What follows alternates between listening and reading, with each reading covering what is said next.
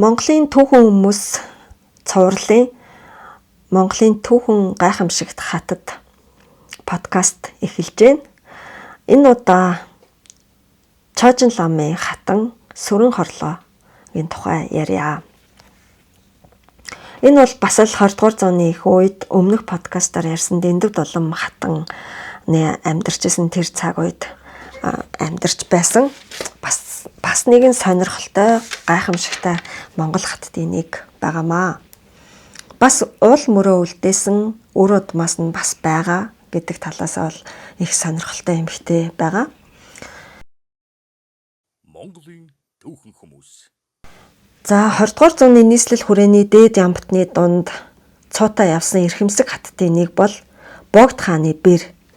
Төрийн Чожин гүртэмб Лувсан хайдав ламын хатан дамдны хурц бэлэгт дамдны сүрэн хорлоо гэдэг ахаатай юм аа. Сүрэн хорлоо ахаатны эр нөхөр Лувсан хайдав бол шашин төрийг хослон баригч 8 дугаар Богд Жавцсан дамбын төрсөн дөө юм аа. Богд хаан бэрдээ хурц бэлэгт цол хайрласнаар энэ эмэгтэй Чожин лам буюу Монгол төрийн сахиусны лагшин эрдэнэ бэлэгт тунгалаг бишрэлт хутагт Лувсан хайдвын хатан хурц бэлэгт дамдны сүрэн хорлоо хэмээн түүхэнд үлджээ. Түрүүчийн подкастт хэлснээр тэр үед эмэгтэй хүнд бараг цол хэрэгэн байгаагүй. Ихтэйг нь бол бүр эрэгтэй хүний зүүдэг эрдэнэ цэцэн ноёны цолтой тэгээд тос эрдэнэ тунгалаг чандман ачлалт ялгуулсан эрх дар эрдэнэ цэцэн гэсэн тийм урт цол хэрэгэмтэй байсан бол ихтэйгний дөө өмнөх подкастын маань гол дүр Дэндв Дулам хатан бол бүр хошоо эрх дараа цолтой байсныг дурдсан. Энэ одоо энд яригдж байгаа дамдны сүрэн хорлоо хатан бол хадам ах буюу Богдоос хурц бэлэгт цол авч яжээ. За тэгээд нэг сонирхолтой нь одоо цог одрах ноён Богд хаан хоёрч одоо бааз хүргэд байсан гэдгийг түрүүн бид ярьсан болвол энэ хурц бэлэгт сүрэн хорлоо улсын их дагн хоёр Дэндв Дулам хатан хоёр маань ах トゥ хоёрын эхнэрүүд байсан байна. За тэгээд ах トゥ хоёртой суусан эмэгтэйчүүдийг юу гэдэг вэ гэвэл одоо одоогийн бид чинь бац хүргэнүүд гэдгийг бол сайн мэдээд идэг мөртөө ийм эгчдүү бэрүүд буюу одоо ах トゥ нартай суусан бүсгүүчүүдийг юу гэж нэрлэдгийг бас мартцсан байлээ. Уул нь нэрлдэг үг нь байдаг. Ах トゥ хоёрын эхнэрүүдийн эгчмдийн авсан дүмдийн ажин гэж нэрлэдэг. Тэгэхээр энэ удаагийн подкастын гол дүр хурц бэлэгт сүрэн хорлоо хатан бол улсын их дагн Дэндв Дулам хатны ажин байсан байна. Хатан сүрэн хорлоогийн тухай ярихын тулд мэдээж эрг эхлээд эр нөхөр Чожин лам Лувсан хайдвын намтрыг товчхон өгүүлэх хэрэгтэй болов гэж бодож байна. За Богд хааны төрсөнд бол Лувсан хайдв нь ахаасаа 2хан насаар дөө. 18 аргын тооллын 1872 онд Төвдийн Шалоо гэдэг газарт Далай ламын санхүүгийн түшмэлээсэн гончиг цэрэнгийн баг хуу болж төрсэн байна. Эхийнх нь нэрийг бол Ойдов Дулам гэдэг байсан.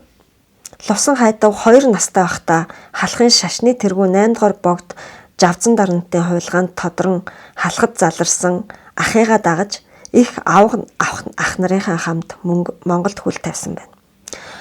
Одоо ах нь буюу Богд гэгэнт нь 4 настайдаа Монголд ирсэн бол одоо Лувсан хайдав дөнгөж 2хан настайдаа ингээд ахыгаа дагаад гэрээрээ ингээд халахын нутагт игнэгт хөл тавьсан.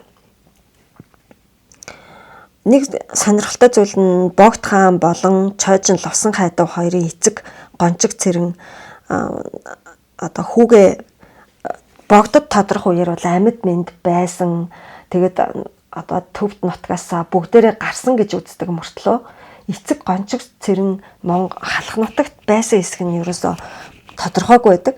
Харин хөвгүүдийн ээж Ойдов Дулам гэдэг эмэгтэй л одоо Монголд хүүхдүүдтэйгээ байгаад монгол хэл сурч монголжоод 13 жил амьдарсан гэдг нь бол их тодорхой байгаад байдаг. Тэгээд Богдын намтар судлаач нар тэр энэ эдний нүүдэл чинь бараг хичнээн сар үргэлжилсэн штэ. Маш их ачаад тийш одоо та тийм цуваа тэмээн жингийн одоо тийм хурдаар төвдөөс гарч Монголд ирнэ гэхэр чинь хэр их хугацаа орох уу тий бараг л жилийн нүүдэл шах болсон гэдэг. Тэгээд тэр эцэг гончиг цэрн замдаа ингээд одоо үргэцсэн байж магадгүй л гэж ярьдсан бэлээ. Тэгээд ямар ч байсан чожин гүртэн бол 2хан настай байхдаа ингээд ахыгаа дагаад төвд нутгаа орхиод Монголд ирсэн. За тэгээд богд Лувсан хайдуу хоёрын ээж нь Монголд 13 жил амьдраад богдыг 17-той Лувсан хайдуугаа 15 настай байхад нь насан илж Монгол нутагт одоо таалал болсон. Тэр хүртлээ Ойдов Долом гэдэг энэ эмэгтэй халах Монголын амьдралд их дасаж бүр мөсөн монголжиж монгол хэлтэй болж маш их буйны номын ажил үйл эрхэлсээр байгаад таалал болсон юм байлээ. За Лувсан хайдуу хүү бол мэдээж хэрэг 2хан настай байхдаа Монголд ирж ээжтэйгээ хамт 13 жил амьдарсан болохоор бүр мөсөн монголцсон хүн байсан. Тэгээд өсөхдөө улааны сахил авч шашны номд шандаж ийм улааны шашны самвартан болж өсчээ. 8 дугаар богд ахынх нь номын багш хүрээний хамб номон хаан Балдан Чомбол гэж эрдэм төгс лам байсан. Энэ хамб номон хаан Лувсан хайдууг шинжээд энэ хүүд чойжин сахиус буюу номыг тэтгэгч оршиж байна. Тиймээс догшин сахиус буулгах гүртэнбэ эрдэмт сургахан зүйтэй гэж ахт нь хэлсэн. Ингээд богд гэгэнтэн багштайгаа зөвшөлдсөний эцэст сэтв сахиусыг буулгагч гүртэн ламыг төвдөөс урин авчирсан байна. Ер нь энэ чойжин гэдэг нь номыг тэтгэгч гэсэн утгатай төвд үг юм аа. Одоо түүхийн хэлэх юм бол 7 дугаар зууны үед энтхэг жагрын орны их шидтэн Ловон Бадамж унаа төвдийн Тэсрэн Дэвзэн хааны урилгаар цастын оронд залагдан очоод бурхны шашныг дэлгэрүүлж авах үедээ тэр төвдийн уул усны догшин лус савдаг далд хүчний зүйлс нь одоо саад очруулаад байсан учраас тэр төвдийн их уулсын лус савдгийг номготгож шашинд оруулан харин ч бурхны шашныг хамгаалагч сахиус болгон хувиргасан гэдэг тийм домогтой. За тэгээд тэр сахиус нь ертөнцөөс гитлэгсэн сахиус, ертөнцийн сахиус гэж 2 янз байдаг гинэ. ертөнцөөс гитлэгсэн сахиус гэдэг нь амьтныг номготгогч арга ухаанд нэвтэрхий байдаг болохоор догшин хорт сэтгэлд хүмүүн босын альбан ад чөтгөр далд ертөнцийн хорт юмс хүчит тэнгэрл ус зэргийг одоо номготгож дарахын тулд тэднээс илүү хүчит догшин дүрт хувирсан байдаг гэнэ. ертөнцөөс гитлэгсэн сахиус нь бол ерөөсөө ийм энгийн усан нүдтэй цосон зүрхтэй хүний биед буудгүй гинэ. Харин нөгөө нэг төрөл нь болсон нөгөө ертөнцийн сахиуснууд нь бурхан бодисод ба хутагт хувилгаадад шашны амьтны тусын төлөө ертөнцийн их хүчит лос альбан чөтгөр газар усны эзэд тэнгэрийн эд хувилгааны хүчээр одоо номготгон сахил өгч шашныг сахих тангараг аваад орон хэд номын үндэс дамжлагыг даатгсан сахиуснууд байдаг. Ийм ертөнцийн сахиуснууд нь бол хүний биед бууж болдог гэнэ. Тэгж ертөнцийн сахиусыг биедээ оршоон буулгаж чаддаг идтэй шидтэй ирээд чадaltaй ламын чойжин гүртэмб гэдэг. 19-р зууны сүүлч 1890-ад онд Манччингүрэн ер нь бол хүчин буурч суларч эхэлсэн. 1890-ад он гэдэг чинь 1900 он дөхөж байсан байх нь 20-р зуун одоо цагийн улаа дөхсөн үе. Манч Даачингүрэн гээд 200-300 жил Азийн олон орныг дарлаж байгаад юм бүхэн цаг хугацаатай манай богд хааны хэлснээр цаг үгүй гэж үгүй тий юм бүхэн цаг хугацаатай байдаг л гэж богд хаан маань айлцсан байгаа. Яг тэр хэлснээр нь болоод мөхлийн замдаа орсон байсан. Тэгээд Азийн одоо том эзэнт гүрэн байх байр сууриа алдаж дэлхийн геополитикийн одоо нэг сонирхолтой хөдөлгөөнтэй ийм эрен үе эхэлжсэн. Ингээд манч сулраад эхлэнэ гэдэг чинь манай Монгол туурах тусгаар болж болноо. Тийм сайн цаг айсуу гэдгийг 8 дугаар богд тэргүүтээ Алтан ургийн ноёд ухаарч эхэлсэн байгаа. Тэгээд манжаас ингээд манжийн савраас гарах тийм бэлтгэл ажил хийж хөдөлгөөнд орж эхэлсэн. Тэр үеийн Монголын улс төрийн ухааны сэтгэлгээ ахуй оюуны соёлд бурхны шашин, тэр дундаа шарын шашин гүнзгий нөлөөтэй байсан. Мэдээж энэ сайн талтай, саарч талтай. Ямар ч гэсэн шашны талаас аваад үзэхэд тусгаар тогтнолд хандахдаа 8 дугаар Богд хаан цаашид үүсгэн байгуулах Монгол төрийн төрөө муу зүйлээс хамгаалах юм шашны хамгаалагч хэрэгтэй гэж үзэжсэн байна. Ингээд өөрийнх нь номын багш Балдан Чомблийн шинжснээр лагшинда сахиус оршогч эрд чадaltaй гэгдсэн төрсөнд бол усан хайдвайга төрийн Монгол төрөө хамгаалагч Чойжин Гүртэн болгохоор сэтгэл шулуудан бэлтгэж эхэлсэн байна. Тинхүү 1883-аас 84 оны үед дээр хэлсэнчлэн сэтв сахиусыг буулгагч ийм эрд шидтэй Гүртэн ламыг төвдөөс дүүдэ залж авчираад лувсан хайдвыг шавлуулсан байна. Ингээд лувсан хайдав сахиус оршон болгох эрдэмд суралцж байхдаа ихэнх үедээ эсгийг гэрт тэр Гүртэнбийн зан үйлээ хийж эхэлсэн байна.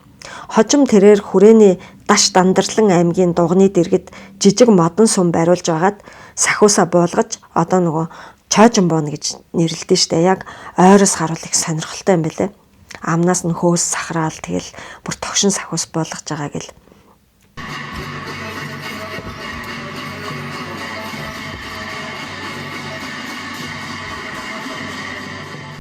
Тийм зан үйл болдог. Судлаачид лувсан хайдвыг найчин зэмэр дорч шүгтэн гэд 3 сахиусыг буулгадаг хүч чадалтай байсан гэж үздэг.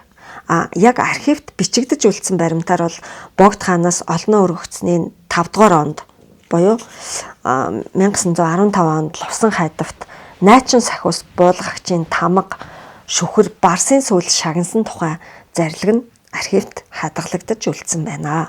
Хожим 1899-с 1901 оны хавцаа зүүн хүрээнд сахиусны хурлын их баг сүм, лавиран орд, хашаа байшин, Чойжин сахиусны жас зэрэг цогцлбор байгуулж лувсан хайдавт өгсөн байдаг. Архивын баримтад энэ сүмийг занхан сүм хэмээн тэмдэглэжээ. Тинхүү хүчит сахиус оршон болгогч Чойжин Гүртэн лам болсон лувсан хайдав нь хожим нь нийслэл хүрээний угуул дамдны сүрэн хорлоотоос ханилжээ. Ингээд сүрэн хорлоо гэдэг бүсгүй Богдын бэр болсон байна.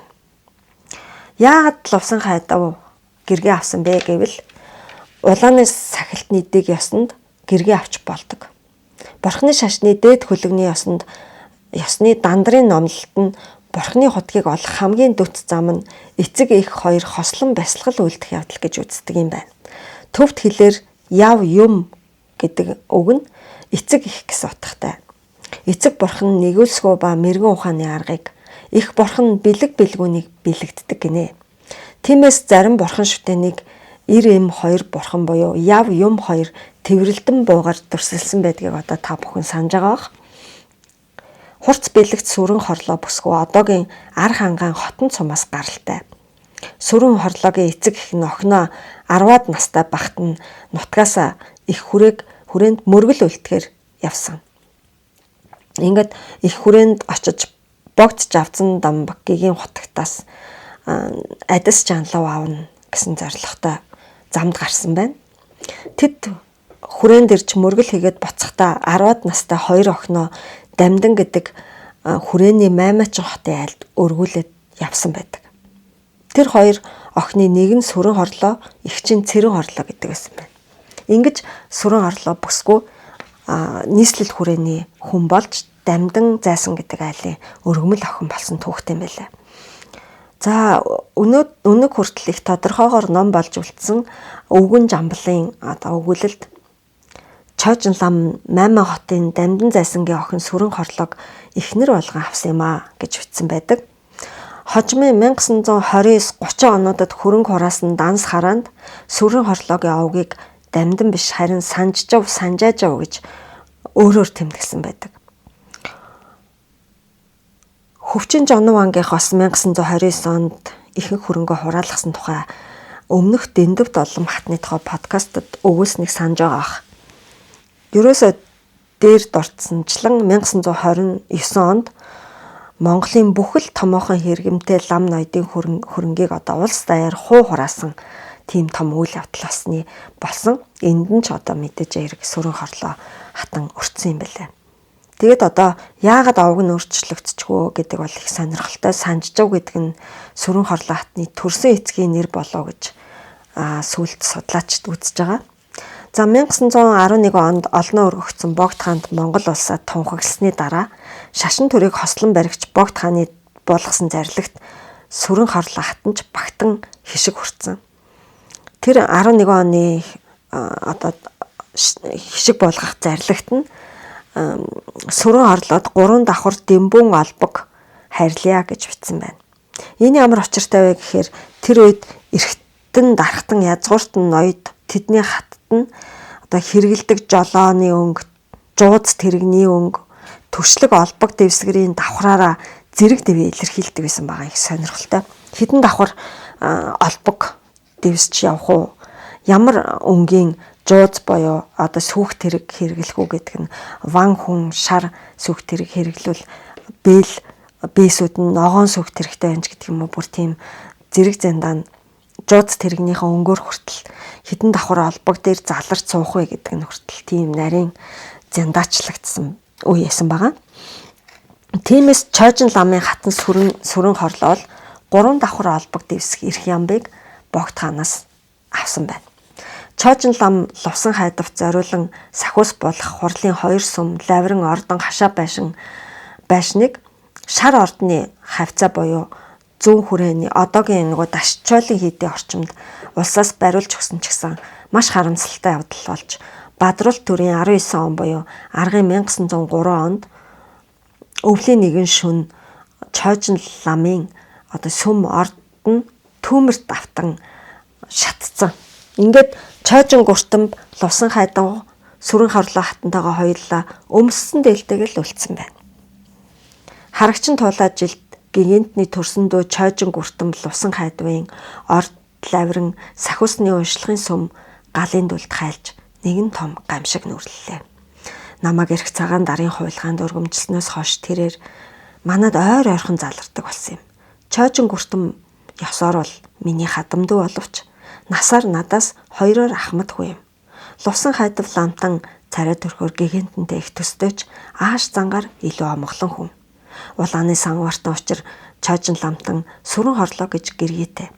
Түүний гэргээ сүрэн хорлоо царай зүс тэгш гоо босгүй дамжин зайсангийн өргөмөл охтын нэг Маймаа хотод өссөн тул хятад хилэнд гаргуу юм блэ. Тинхүү шар ордны баруун хойноос лувсан хайдав гуртамбын цомхон датсан 2 давхарлаг байшин 8 хамт өргөө тэргүүтэн цөм түүмэрт хайлж лувсан хайдав ламтан сүрэн хорлоо их нэртэйгээ хоёулаа өмссөн дээлтэйгээл хоцорсон нэгэн их гамшиг нүрэлсэн юм гэж хүл огторгон заацд энэ явдлыг 29-р 279-р талд нь тодорхой гэгч нь өгүүлсэн байдаг. Хүл огторгон заац араманд бичснийг уншлаа шүү. За тэгээ сүүлд аргын 1904-өөс 8 оны хооронд Чойжин ламын сүм лавринг сэргэн барихад түүний хатан сүрэн хорлоо итэвхийлэн зүтгэсэн. Тиймээс хадам ах Богд хаан сүрэн хорлоогийн энэ зүтгэлийг үнэлж 11 онд тэр 3 давхар Дэмбүүн олбог дээр залрах эрхээр шагнасан байлаа. Дараа нь олноо өргөгдсөний 4-р он буюу 1914 онд Богд хаан бас дахин зарлиг болгож сүрэн хорлоод хүрэн жинс хурц бэлэгт цоолох арилсан. Ингэж энэ сүрэн хорлоо хатанчин малгайда жинс зүдэг ноён шиг хэмжээний эрх ямбтай болсон юм байлээ. Их сурвалжид бичгтээ сайд эрдэн шанддав даалам нарын бичиг хурц бэлэгт сүрэн хорлоод тамга даруулсан бичиг хадгалуулсан учраас хэрлэнгийн тушаах учир байцаавас хамт Чойжин ламтнаа бараа болох сүрэн хорлоог урдын лүндэнгээр албан улааны татваргүй болгосон ба олноо өргөгдсөний тэргүүн он хишиг тараах зарилгын дотор сүрэн хорлоод 3 давхар Дэмбүүн дэвсгэр шагнан хэрэглүүлсэн. Бас энэ жил зарилгаар хүрэн жинс Хурц бэлэгт цол шагнасан бөгөөд энэ мэт удаа дараалан хишиг түгээсэн явдлыг зүүн харьяат газрын дансанд тэмдэглэж итгэмж бат илэрхийлвээс зохихын тулд тамга дарсан бичиг 1% шийтгэж хурц бэлэгт сүрэн хорлоод өөрт нь хадгалуулваа. Олон урагдсны 4-р он 6-р сарын 20 гэж бичсэн юм тусгай бичиг хүртлээд юм байна. Энэ 14 оны үйл нийслэл хүрээний Тичин галвын датсан бас шатсан. Гэт нэг харамсалтай нь тэр үед энэ гоё орд сүмүүд мотор барьдаг болохоор ямар нэг гал гарахаар тэгээ тэр чигтээ шатцдаг нэг аюул байсан юм бэлээ. Богд хаан ч гэсэн шар ордноо төмөрт алдчихсан бас нэг гоё нэгт явдал байдаг. Дүүн одоогийн байгаа Чожин ламын сүмээс өмнөх сүм орд лаврингаа бас төмөрт алдчихсан байна. Тэгсэн чинь энэ одоо 1914 онд дахиад төмөр гараад нийслэл хүрээний алдарт Тичин галвын датсан шатчихсан байна. Ингээд тэр үеийн олон одоо лам ноёд хөрөнгө чинээтэй хүмүүс Тичин галвын датсан сэргээхэд хувьяасаа хөрөнгө мөнгө хандивлаж босгосон.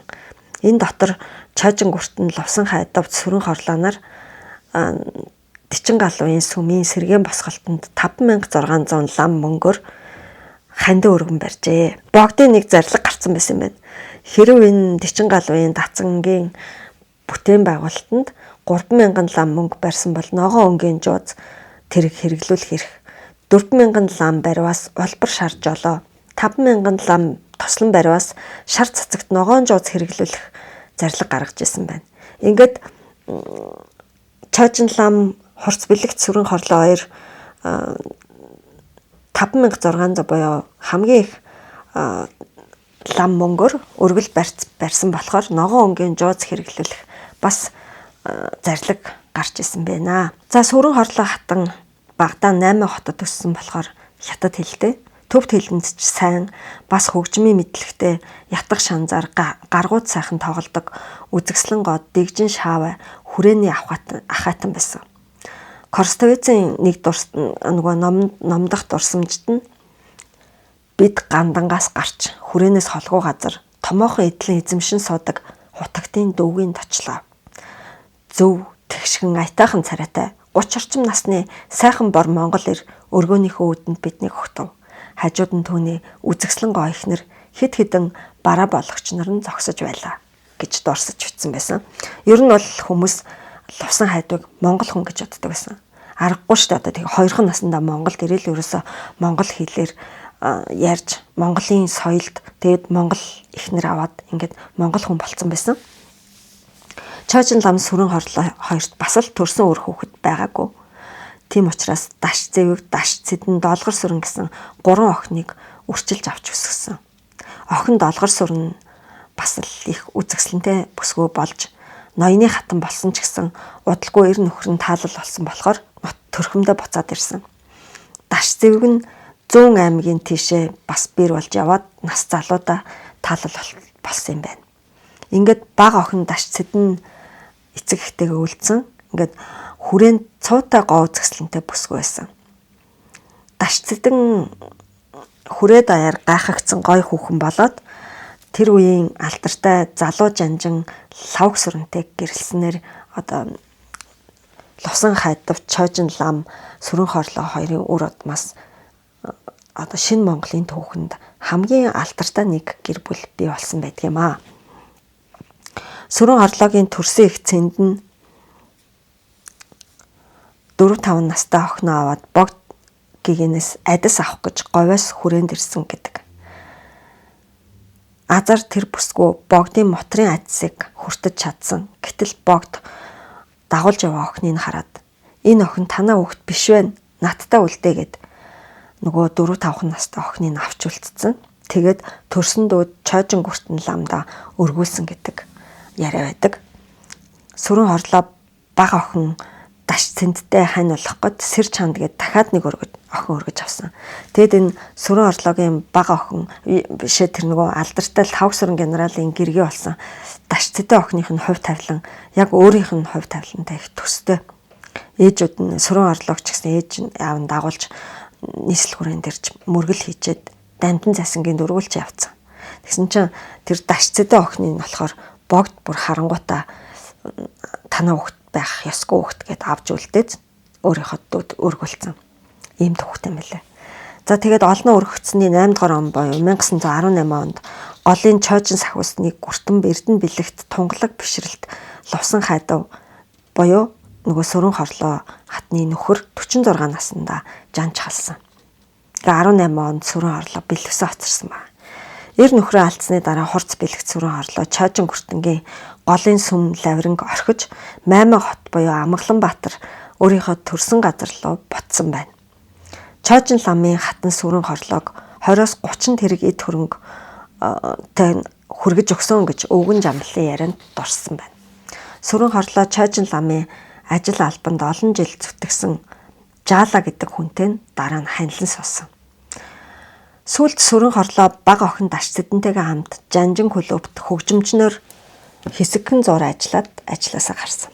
Охин дашцэдэнд хөгжим дуу сайн заалгасны ачаар бөмбөр ногооны хөгжимчин бүжигчнэр ажилд орсон. Тэгэд нөгөө залуу Жанжин лавг сүрэнтэй гэрлээд 2 дахь хүүхдэд төрүүлсний дараа хөгжимчин бүжигчнэр ажиллахаа болоод ажилласаа гарсан. Ер нь энэ Сүрэн хорц үлэгт Сүрэн хорлоо хатан охиддоо Монгол хятад бичиг хэл хөгжим урлагийн хичээл заалгахын сацуу ажилч хичээнгүй занд сургасан байна. Нөгөө хүрээний цуута үзэгсэлэнт бүсгөө болсон дашцэдэн охин нь багада чойжин ламын сүмийн бүх бурхныг бүгдийг нь арчиж зүлэгдэг байсан гэдгээ том болоод дурсан ярьсан байдаг. Дашцэдэн охин нь сүүлд ингээд хүнтэй суучаад нөхрийнхөө хамт хятадд нэг ажиллаар очихдоо хятад хэлээр төвөггүй сайхан ярьж байсныг залуу Жанжин тэр хоёрын хүү лавган дурсан ярьсан байдаг. За 1933 оны хүн ам мал хөрөнгийн бүртгэлд Санжаажавын Сүрэн хорлоо нас 59, охин дашцэдэн 23 настай, ахлан Пунцаг 61 настай гэж бүртгэгдсэн байна. 30-аад оноос шашин шүтлгийг хааж боож айлууд бурхнаа далд хийж эхэлсэн тийм гонигтай үе байсан боловч Сүрэн хорлоо бурхнаа дахиж мандал өргөсөн хിവэрэл байсан. Сүрэн хорлоог төрлийнх нь ялангуяа нөгөө дүү хамаатан садныхын дүү хүмүүс нь агуу мама гэж авгаалдаг байсан байна. Тэгээд төрсөн ихч Сүрэн хорлоогийнх нь охин зулын дурснаар манай агуу мама өдөр бүр бурхнаа дахиж мандал өргөн төвд номоо уншин тэдний байшингийн нэг өрөө нь 3 хананда тааза тултал гүнгэрвата бурхан шүтдэг байсан. Манай гэр бүлийнхний өдөө хүртэл сайн сайхан аж төрж байгаа нь манай агуу мамагийн бурханд залбирсан буян номын ач тус юм болов гэж боддог гэж дурсан ярьсан байдаг. Өндөр ухсаат язгуурт ноёдод халгаатай 30-аад оны ээдрээд он жилүүдэд Сүрэн хорлоо хатанч амаргүй бэрх амьдралын замыг туулсан байна. 1928 оны Монгол Ардын Хувьсгалт намын 7 дугаар хурлаас ардыг мүлжигч хар шар феодлуудын хитрхи хөрөнгөжих замыг хязгаарлах, тэдний хөрөнгийг бүр мөсөн буюу зарим нь хураах тухай шийдвэр гарсны дагуу 1929 оны 9 дугаар сард феодлын хөрөнгө хураах намын тогтоол эцэслэн гарсан байна. Ингээд 29 оны 10 сарын 27-нд Сүрэн хорлоогоос хураах хөрөнгийн бүртгэл гарч 1170 төгрөгийн үйл хөдлөх хөрөнгө, 900 төгрөгийн яалт, 145 төгрөг 50 мөнгөний үнэтэй цалин мөнгө, үнэт чулуу эд бараа, 1259 төгрөгийн хувцас гэрийн эд хогшлын жагсаан бичээд хуу хураасан байна. Дараа нь 1930 оны 1-р сард 5 төгрөгийн эд зүйлс, 4 сард дахин бүртгэл гаргаж 19 үхэр 700 төгрөгийн мал, 2270 төгрөгийн үнэтэй хашаа байшин, 18 төгрөгийн цалин мөнгө, 17 төгрөгийн үнэт чулууг, тэр битэл хар бат очир гэдэг хүнд зээлдүүлсэн 850 төгрөг, 962 мянган төгрөг биш 962 төгрөг 50 мөнгөний хувц хунаар гэрээ эд хогшлын чагсааж агаад хураасан байна. Арай л амар юм а те, хүнд зээлдүүлсэн мөнгөний хүртэл тэр хүнээс нь хураагаад авсан. Авлагын хүртэл хураасан байна. Тэгээ сүүлийн хөрөнгө хураалтаар 300 төгрөгийн 1 лан 5 цэнгийн алтан дэвсгэртэй совдан шигтгэдэг өсний дараалгын л Сүрэн хорлоод за яах вэ? Аав гэсэн маягтайгаар үлдээсэн байгаа. Йой, үнэхээр өршөөж харж үзэж байгаа нь тэр юм бах та. Тэр үед мөнгөний ханш үнэхээр чанга байсан 1930-аад он гэдэг чинь. Тэгэхээр хонь мань 10 төгрөг байсан ч гэдэг үлээ. Тэгээд тэр үед 700 төгрөгийн мал гэдэг бол бас л олон мал байсан баг. Хамгийн амар нь 2270 төгрөгийн үнэтэй хашаа байшингийн хураач гарч одоо энэ хүн хаана амьдрах вэ те? Хэвээ хүний эд хөрөнгийг нэр хуураадаг л амар үе байсан байгаа юм л та. Тэгэд айгүй ганц совдон даруулга үлдээснэ. Юу гэнэ зарим юм бүр инээдтэй ч юм шиг. 5 төгрөгийн эд зүйлсч шиг одоо юу ч хамаагүй хурааж л авч исэн байна л та. Тэгэд охин долгор сүрэн бүх хөрөнгөө хураалгаад бүр өмсөн хувцастайгаа үлдчихсэн гэнэ. Ер нь л бүх юмыг хураачдаг байсан. Тэр феодлын хөрөнгө хураалт гэж хураана. Эсвэл нөгөө хилмигцэн хүмүүсийн орон гэрийн лацтаад өмсөж байгаагаас бусд бүх хөрөнгийг хураачдаг гэсэн. Хувцсыг хураачдаг гэсэн байна. Ч одоо хүний хуучин хувцас авч яадаг гэсэн. Үлдчихэж байгаа хүмүүс нь өмсөгч хувцсгүй яаж амин зовх юм. Өстой дэндүү харанхуул үеэсэн байна. Сүрэн хорлоо хатан амин зоолго өмсөж идэх эд хөрөнгөө 3 удаа хураалгаад ч зогссонгүй. Түүнийг Богд хааны дүү Чожин хамттай олон жил ханилж гүнгийн зэрэг хүрэн жинс биедээ зүүж явсан учраас феодал анги гэж үзээд сонгуулийн эрхийг 1931-32 онд хассан байна. 1932 онд охин Даш Цэдэнгийн одоо сонгуулийн эрхээс хасах гэснээр хэдийгээр энэ Даш Цэдэн бүсгүй сүрэн хорлоогийн охин боловч ядуу ангиас өөрийн мэдлгүй өрчлөгтэй ирсэн учраас сонгуулийн эрхийг нь буцаан олгох шийдвэр гаргаж ирсэн гинэ. Нэг юм охины найраа өргөмөл урд нь ядуу айлын хөвтэйсэн гэд нэг юм сонгуулийн эрхийг үлдээсэн байна. Түүнээс шин хүн биш сонгуульд ч саналаа өгөх хэрэггүй тэрийг бүр хасцсан. Тэг хамгийн төрөнг хашаа байшингийн хүртэл хураацсан. Энэ хүн яаж амж явжсэн байна. Ингээд хурц бэлэгт сүрэн хорлоо насан өөд болох хүртлээр Амгалан Баатарт ам зууж тэднийг хашаанда 2 байшин нэг гэртээ байсан байна. Нэг байшин 4 өрөөтэй, нөгөө байшинд нь эд хөрөнгө хадгалдаг байсан. Өвөл гэртээ суудаг байсан ч 3 удаагийн хөрөнгө хураалтаар амьдарч байсан хашаа байшингийн хүртэл хураасан гэдгийг дээр өгүүллээ.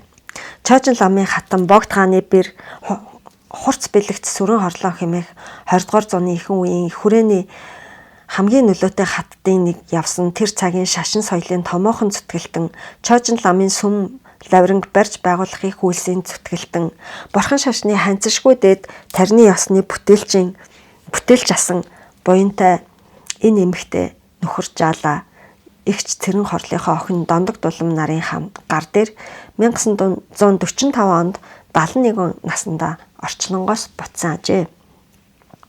Сүрэн хорлоо Чожин лам хоёрын одоо өргөмөл охин Даш Цэдэнгийнх нь үр хүүхдүүд одоо буюу Лавг сүрэн генералын үр удам нь олуулаа өнөөдөр Монголдо маш өндөр боловсралтай хүмүүс амьдарч байгаа. Нэг ач охин нь сэтгүүлч мэрэгчлээ ийм бүсгүй байдаг. Үе Чожин ламын сүмд болдог арга хэмжээнүүдийг англи, монгол хэлээр чадварлаг хөтэлдэг. За нэг ач охин нас орчуулагч болсон. Лавг сүрэнгийн лавга баха. Чожин ламын ач охин гэд одоо алхимич гэх мэтийн дэлхийн одоо сонгодог зохиолуудыг монгол хэлний дуун хөрвүүлдэг тийм эрдэмтэй эмэгтэй байдаг. Ер нь өөр маань одоо ингээд нэртэй төртөгөөр амьдарч байгаа. За ингэж өнөөдөр одоо тэр сүлд байруулсан голын сахиусны сүм Чожин ламын сүм гэж нэрлэгддэг сүм нь тэр ардын хувьсгал болон дараачийн социализмын үеийн өв хөрөн одоо нэг соёлын өв сүм хідүүдээ адалж нурааж буулгаж байсан тэр хөнөөлт жилүүдийг давж бүрэн бүтнээрээ үлдсэн гайхамшигтай соёлын дурсгал нь одоо ч гэсэн нийслэл хүрээндээ байгаа Чожин ламын сүм үсэ гэж одоо нэрлэгдээд үлдсэн. Тэгэд нэг сонирхолтой нь бүр Богд хаан өөрөө байгуулаачгүйсэн тэр Монгол төрийнхөө одоо төрийг хамгаалагч Чожин одоо хүртэнбэр дүүгээ томилж сүм бариулж исэн одоогийн Монголын төрийн ордонтой яг нэг шугамд бүрэн бүтнээрээ үлдэж одоогийн ч гэсэн манай Монгол тэрийг хамгаалж байдаг юм шиг надад санагддаг. Ийм нэгэн гайхамшигтай түүхийг бүтээлсэн Сүрэн хорлоо хатны тухай энэ удаагийн подкастаа ингээд төгсгий. Энэ хүмүүсийн талаарх уул мөр баримт маш их үлдсэн нэг удаагийн подкаст нь баг багтахааргүй юм бэлээ. За ингээд анхаарал тавьж энэ хүртэл энэ их түүхээ сонирхон сонссон бүх сонсогчдоо дагагчдаа талархал илэрхийлье. Ингээд дараачийн подкастаа хүртэл баяртай. Тэгээд subscribe тавчаа дараарай. Дэлгэцэн дээр гарч байгаа юунд дансанд маань дэмжлэгээ илгээгээрэй. Тэгвэл маш их баярлах болно. Дараачийн подкастаар уулзах хүртлээ баяртай.